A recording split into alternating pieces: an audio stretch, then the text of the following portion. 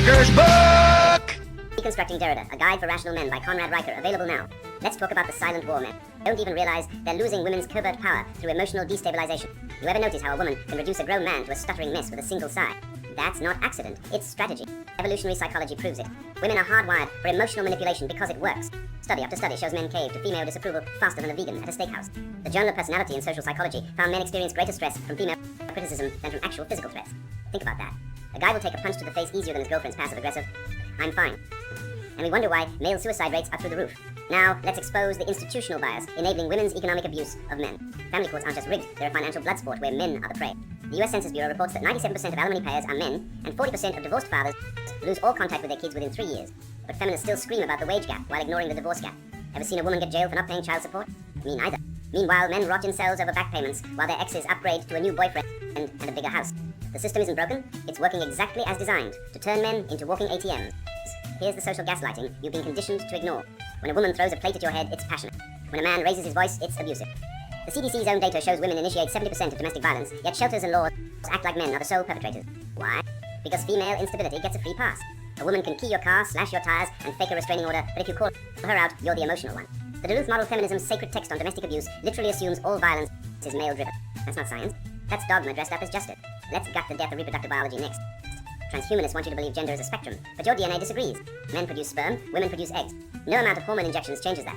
The Journal of Human Reproduction proved even trans women on estrogen still retain male pattern muscle density. Yet universities teach kids that biology is oppressive. Tell that to the 200,000 years of human evolution that didn't care about pronouns. This isn't progress. It's a laugh for people who failed high school science. Now, the ultimate test. How men react to chaos. Women love to test. A guy's composure dropping last-minute plans, fake emergencies, manufactured drama. It's not about the schedule change, it's about control. A study in psychological science found women subconsciously prefer men who stay calm under stress. But here's the kicker. If a man actually shows stress, she loses respect. That's the feminist double-bind demand vulnerability, then despise it. No wonder men are checking out. Generosity, another trap. Women will test a man's willingness to tip, pay, or provide, then call him entitled if he expects appreciation. The National Bureau of Economic Research found women rate generous men as more attractive, until they feel entitled to it. Then it's toxic masculinity. You can't win. Either you're a cheap bastard or a patriarchal oppressor. The solution? Stop playing. And here's the Marxist-Leninist poison infecting modern relationships. Feminists scream about equality, but still expect men to plan dates, pay bills, and fix the sink. Ho Chi Minh would be proud. This is classic redistribution of labor. Women want traditional benefits with none of the responsibility. A Pew Research study showed 72% of women refuse to date unemployed men, while 86% of men don't care about a woman's income.